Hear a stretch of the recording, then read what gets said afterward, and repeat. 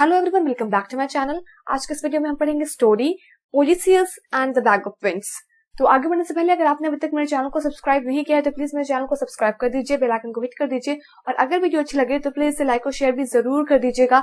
And please video को पूरा अंत तक देखिए ताकि स्टोरी आपको अच्छी तरह से समझ में आ जाए। तो चलिए वीडियो को स्टार्ट करते हैं। Odysseus and the bag of winds.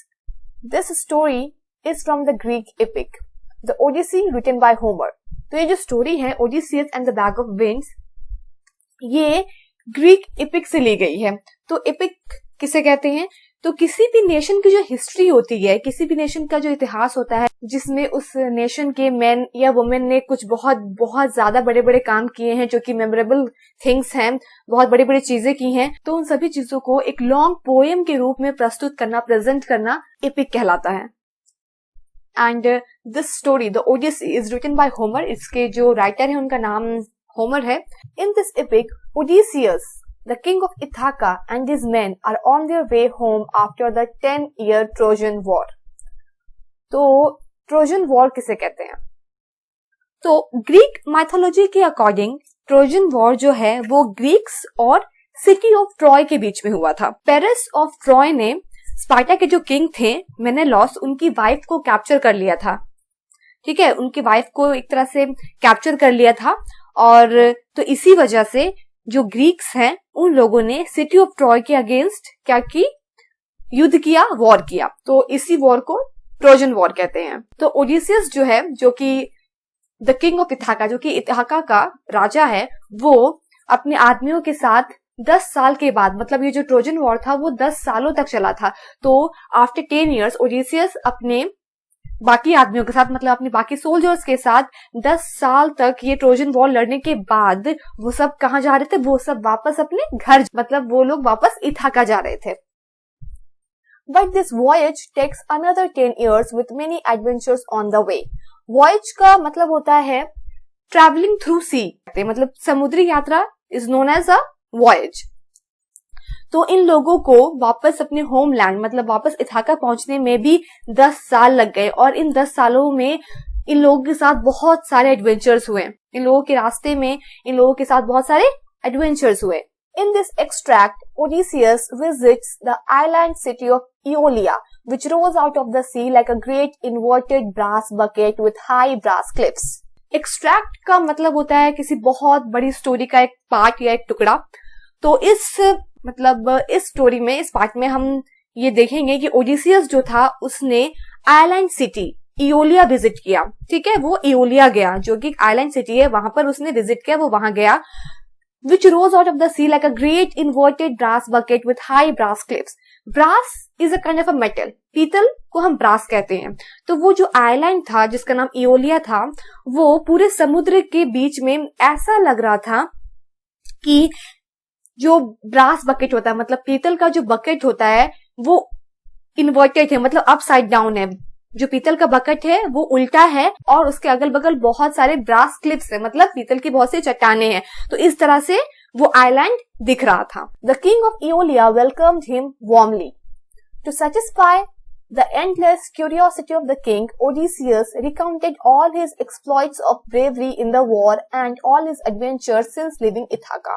Read on to find out what happens after Odysseus bids him goodbye. तो जब ओडिसियस आइलैंड सिटी इओलिया जब उसने विजिट किया, जब वो उस सिटी में गया, उस आइलैंड पे गया, तो वहां के जो राजा थे उन्होंने बहुत ही वार्मली, मतलब बहुत ही अच्छे से ओडिसियस का वेलकम किया, स्वागत किया। और वो बहुत ही ज्यादा उनके अंदर ये जिज्ञासा थी, किंग के अंदर ये जानने की कि ओडिसियस ने अपने लाइफ में क्या क्या किया है, ओडिसियस ने के जितने भी वॉर हैं उन सभी चीजों के बारे में वो जानना चाहते थे। तो ओडिसियस ने अपने वॉर की, जितनी भी उसने वॉर लड़ी है, उन सब में जितनी ब्रेवरी से उसने अपने आप को प्रेजेंट किया है वो सभी बातें। और जब वो इथाका छोड़ रहा था, जब वो इथाका से आ रहा था, तो उस बीच में उसके साथ जितने भी एडवेंचर्स हुए, जो जो चीजें उसके साथ हुई, वो सारी चीजें ओडिसियस ने इओलिया के किंग को बताई। Read on to find out what happens after Odysseus bids him goodbye. तो इन सभी चीजों के बाद जब ओडिसियस इओलिया के किंग को बाय बोलकर वहां से जा रहा था, तो उसके बाद क्या हुआ, इस चीज को फाइंड आउट करने के लिए हमें ये स्टोरी पढ़नी पड़ेगी। तो चलिए स्टोरी स्टार्ट करते हैं। The king of Aeolia said, Come with me, I have a present for you. He took Odysseus by the wrist and led him through brass corridors to a steely room locked with a golden key. तो जब Odysseus पहुंचता है king के पास, तो वो जो king है वो कहता है कि इओलिया का जो किंग है वो कहता है कि कम विथ मी, मेरे साथ आओ, मेरे पास तुम्हारे लिए एक गिफ्ट है, I have present for you, एक तोहफा है तुम्हारे लिए मेरे पास। और वो क्या करता है, ओडिसियस को बाय रिस्ट, उसके कलाई को पकड़ के उसे अपने साथ लेकर चलता है through a brass corridors. Brass मतलब पीतल, is a kind of a metal. तो वो जो किंग है वो ओडिसियस को उसकी कलाई पकड़कर लेकर जाता है थ्रू अ ब्रास कॉरिडोर। गलियारा या फिर पैसेज जो होता है उसे कॉरिडोर कहते हैं। तो इओलिया के किंग का जो महल था उसके जो कॉरिडोर्स थे वो ब्रास के थे, ठीक है। और वो उन्हीं कॉरिडोर्स के थ्रू ओडिसियस को एक स्टीली रूम के पास लेके जाता है जो कि गोल्डन की से लॉक्ड होता है। वो जो रूम था वो गोल्डन की से लॉक्ड था। Inside it was a single bag fastened with 7 cords. The bag was sewn out of hide, a skin bag with even seams, neither round nor square, writhing slightly where it lay. Something was inside it. Fastened का मतलब होता है बंधा हुआ होना, और cords का मतलब होता है strong thick strings, मतलब बहुत ही मजबूत, बहुत ही मोटी जो strings होती हैं उन्हें cords कहते हैं।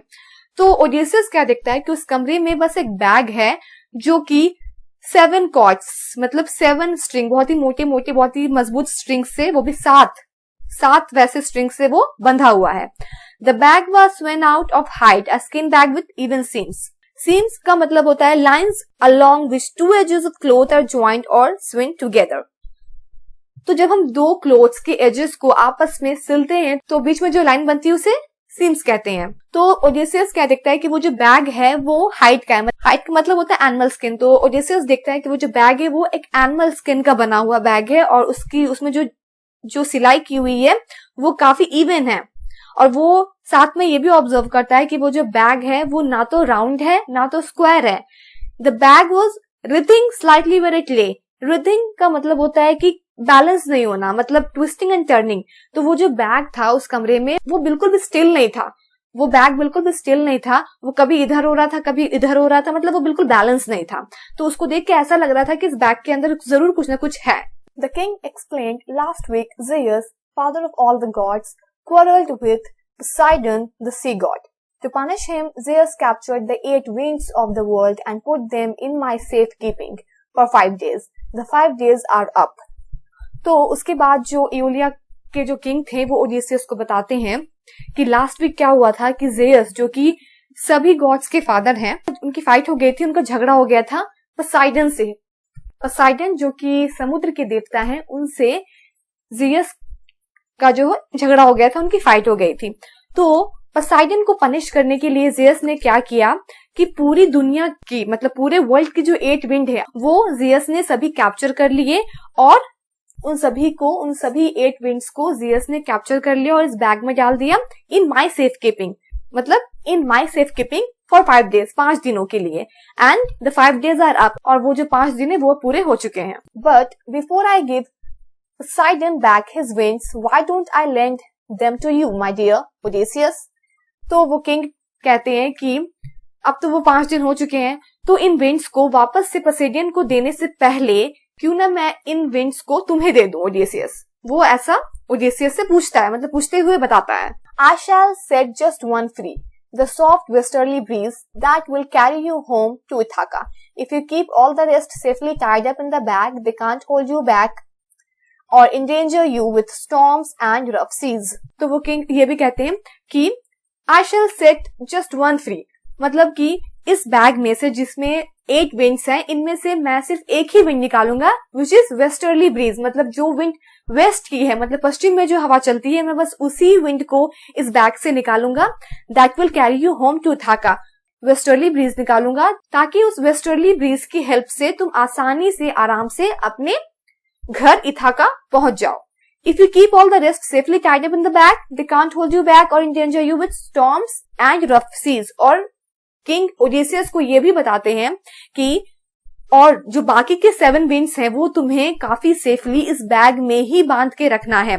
तुम्हें सिर्फ और सिर्फ वेस्टर्ली ब्रीज को ही यूज करना है, क्योंकि तुम्हें वेस्ट में ही जाना है। तुम्हें सिर्फ वेस्टर्ली ब्रीज को यूज करना है और बाकी के जो 7 विंड्स हैं उन्हें काफी सेफली इस बैग के अंदर ही बांध के रखना है। अगर तुम ऐसा करोगे तो तुम्हें किसी भी तरह की परेशानी नहीं होगी, तुम किसी भी डेंजर में नहीं फंसोगे, कोई भी स्टॉर्म और कोई भी रफ सीज तुम्हें नुकसान नहीं पहुंचाएगी और तुम काफी सेफली इथाका पहुंच जाओगे। Up on the roof, he opened the bag a little and thrust in his arm right up to the elbow. His clothes billowed. He was almost lifted off the floor, but at last he pulled out a white rag of a thing, a corner of a westerly breeze. 2 servants pulled the 7 cords to shut the bag again. तो वो जो bag है वो इओलिया के जो king है वो Odysseus को दे देते हैं। ओडिसियस क्या करता है कि रूफ पे जाता है, शिप की जो रूफ होती है उस पे जाता है और वहां जाके उस बैग को थोड़ा सा, बस बहुत ही लिटिल सा ओपन करता है एंड अपना हाथ जो है वो उसमें डालता है अप टू द एल्बो, अपनी एल्बो तक, मतलब वो अपनी एल्बो तक जो जितना भी एरिया होता है वो सारा उस बैग के अंदर डाल देता है अपना हाथ। हिज क्लोथ्स बिलोड, बिलोड का मतलब होता है filled with air and swelled out, मतलब कोई भी चीज जिसमें हवा भर जाती है तो वो जिस तरह से फूल जाती है उसे बिलोड कहते हैं। तो चूंकि उस बैग में पूरी दुनिया की 8 विंड्स कैप्चर है तो उसे थोड़ा सा भी खोलोगे तो हवा का और विंड का बहुत ही ज्यादा प्रेशर रहेगा। तो उस प्रेशर की वजह से ओडिसियस के जो कपड़े हैं उसमें बहुत सी हवा भर गई और उसके कपड़े जो स्वेल हो गए, मतलब उसके कपड़े फूल गए। और विंड का इतना ज्यादा प्रेशर था कि ओडिसियस खुद जो था वो थोड़ा सा लिफ्ट अप हो गया जमीन से, मतलब हल्का सा जो उसके पैर है वो जमीन से ऊपर उठ गए, इतना ज्यादा प्रेशर था विंड का। But at last he pulled out a white rag of a thing, लेकिन लास्टली उसने क्या किया कि उस बैग में से वेस्टर्ली ब्रीज के कॉर्नर से, जिस तरफ वेस्ट की ब्रीज है उस कॉर्नर से ही took out a white rag of a thing, मतलब एक व्हाइट कलर का एक क्लॉथ टाइप का था जो उसने उससे निकाला, विच इज वेस्टर्ली ब्रीज। तो वो उस बैग में से उसने वो निकाला, वो कपड़ा निकाला और उसके बाद 2 जो उसके सर्वेंट्स थे, उसके साथ जो उसके लोग थे, उन लोगों ने वापस से 7 कॉर्ड्स की हेल्प से उस विंड वाले बैग को अच्छे से बंद कर दिया। तो इस तरह से उस बैग में से जो वेस्ट की ब्रीज थी उस 8 विंड में से एक विंड उस बैग से रिलीज हो गई। Go with my blessing Odysseus, and with a full sail, no need to row, only to keep a straight tiller and watch out for the shores of your homeland. तो जैसे ही वो westerly bridge उस bag से release हुई तो वो Odysseus को कहती है कि गो विथ माई ब्लेसिंग्स, मतलब मेरी जो ब्लेसिंग्स है वो तुम्हारे साथ हैं, अब तुम्हें इथाका पहुंचने में कोई दिक्कत नहीं होगी, ये जो ब्रीज है वो बहुत ही इजिली, बहुत ही सेफली तुमको पहुंचा देगी, तुम्हें अब कुछ भी नहीं करना है, बिल्कुल आसानी से सेल करना है। No need to row, only to keep a straight tiller and watch out for the shores of your homeland. Tiller is a bar that is used to steer a boat.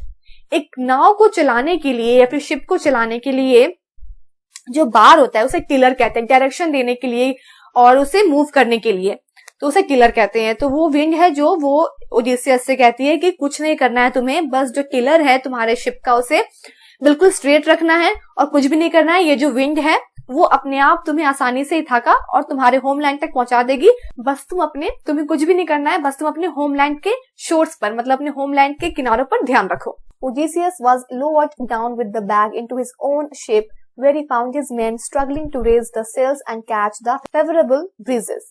तो जैसे Odysseus जो है वो उस bag को ship मतलब नीचे रखता है शिप में, तो वो क्या देखता है कि उसके जो मेन है वो बहुत ही ज्यादा स्ट्रगल कर रहे हैं, बहुत ज्यादा परेशान हो रहे हैं शिप को सेल करने में। वो लोग फेवरेबल ब्रीजेस को भी सही से कैच नहीं कर पा रहे हैं ताकि शिप की सेलिंग में हेल्प मिले, क्योंकि विंड जो है, ब्रीजेस जो है वो शिप की सेलिंग में, शिप की मूवमेंट में बहुत ही इंपॉर्टेंट रोल प्ले करती हैं। तो जब ओडिसियस देखता है कि उसके जो मेन है वो बहुत ही स्ट्रगल कर रहे हैं शिप को सेल करने में, उन्हें बहुत ही दिक्कत हो रहा है शिप को मूव करने में, तो वो उनसे क्या कहता है कि no hurry man, there is plenty to carry us all the way home, stand away from the tiller, I mean to steer this little fleet of ours all the way into the harbor home. तो जो बातें Odysseus को बताई गई थी वही बातें वो अपने लोगों को पास ऑन कर देता है और कहता है कि जल्दबाजी करने की कोई जरूरत नहीं है, हमारे पास जो ब्रीज है वो बहुत इनफ है हमें हमारे घर तक पहुंचाने के लिए। I mean to steer this little fleet of ours all the way into the harbor home. Fleet का मतलब होता है नौका समुदाय या फिर एक ग्रुप, ठीक है। तो वो अपने कंपेनियंस को, उसके साथ जो भी लोग थे, उन्हें कहता है कि जल्दबाजी और हरी करने की कोई जरूरत नहीं है, हमारे पास जो ब्रीज है वो इनफ है, हम बस इतना करना है कि हमें कुछ भी नहीं करना है।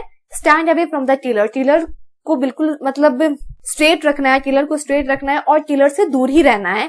और ये जो ब्रीज है वो हमें आसानी से हमारे छोटे से ग्रुप को, लिटिल फ्लीट हमारे छोटे से ग्रुप को आसानी से हमारे घर तक पहुंचा देगी, हमें कुछ भी करने की जरूरत नहीं है। What's in the bag, Captain?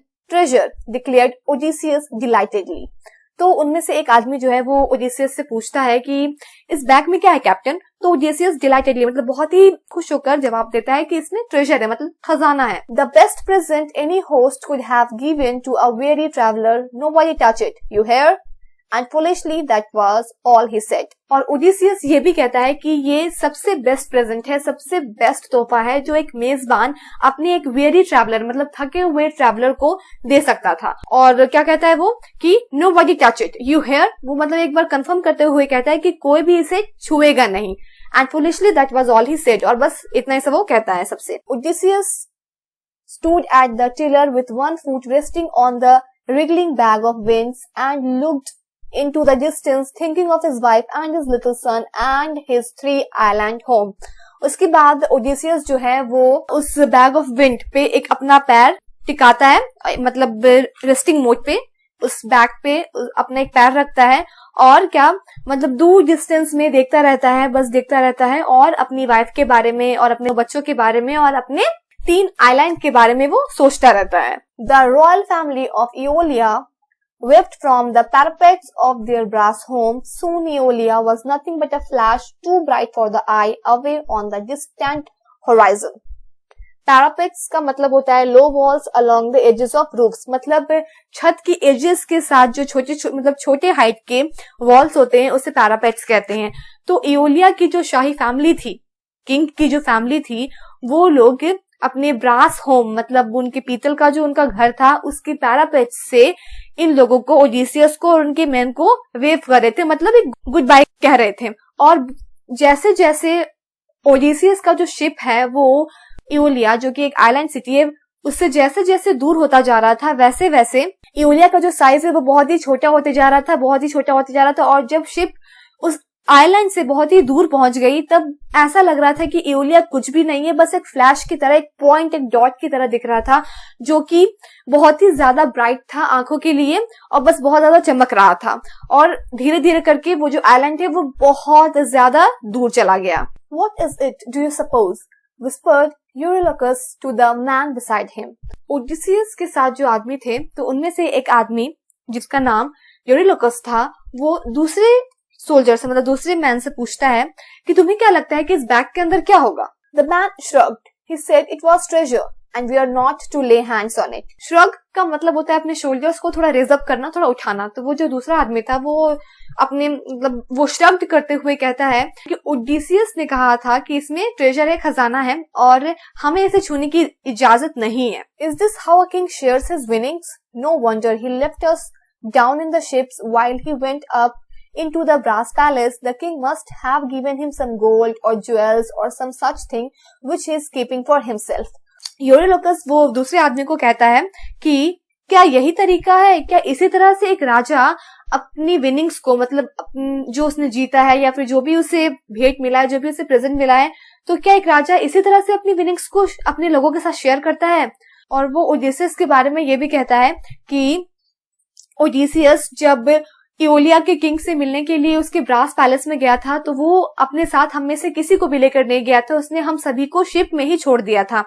तो वो ऐसा अपना मतलब दिमाग लगाता है, वो ऐसा सोचता है खुद यूरिलोकस कि जरूर एओलिया के राजा ने हमारे कैप्टन को, ओडिसियस को जरूर कुछ गोल्ड मतलब कुछ सोना दिया है या फिर कुछ जेवरात दिए हैं या फिर कुछ ऐसी चीज दी है जो कि ओडिसियस जो है वो हमसे शेयर नहीं करना चाहता, सिर्फ अपने पास रखना चाहता है।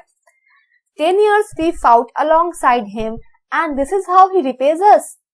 और वो कहता है कि 10 साल हमने उसका साथ दिया, उसके साथ हमने वॉर लड़े और अपने नेशन को सर्व किया, उसे मतलब हमेशा 10 सालों तक हमने उसका साथ दिया है, हर चीज में उसके साथ लड़े हैं, हर वॉर में। तो क्या इस तरह से वो हमें रिपे कर रहा है? Look at him, he won't take his foot off that sack. Again the man beside Eurylochus shrugged, then resting his forehead on his arms went to sleep across his oar. और फिर यूरिलोकस उस दूसरे इंसान को ये भी कहता है कि देखो देखो किस तरह से ओडिसियस जो है वो उस बैग से अपना जो पैर है वो हटा ही नहीं रहा है, मतलब कंटिन्यूअसली वो एकदम उस बैग के अराउंड ही है। तो जो दूसरा आदमी है वो इस चीज में उतना इंटरेस्टेड नहीं था, उसे कोई फर्क नहीं पड़ रहा था कि उस बैग में क्या है और ओडिसियस को क्या मिला है, क्या ट्रेजर है, कुछ उसे ये इन सब चीजों में कोई इंटरेस्ट नहीं था। वो इन सब चीजों के बारे में कुछ भी नहीं जानना चाहता। यूरिलोकस की इन सब बातों को सुनने के बाद भी उसे कोई फर्क नहीं पड़ता है। वो दोबारा से श्रग करता है, मतलब अपने शोल्डर्स को थोड़ा सा रेज अप करता है और अपने आर्म्स को अपने फोरहेड पर रेस्ट करते हुए सोने के लिए चला जाता है। उस दूसरे इंसान को इन सभी चीजों से कोई भी मतलब नहीं था। But for 10 days and nights, यूरिलोकस kept wondering, asking his unanswerable question to the men around him. लेकिन कंटिन्यूअसली 10 दिन और 10 रातों तक यूरिलोकस को चैन नहीं मिला। पता है, वो अपने इस क्वेश्चन का आंसर जानना चाह रहा था, इसलिए वो बाकी दूसरे लोगों से इसके बारे में पूछ रहा था, पर उसके बारे में तो ओडिसियस के अलावा किसी को पता ही नहीं था, इसलिए उससे अपने क्वेश्चन का आंसर नहीं मिला।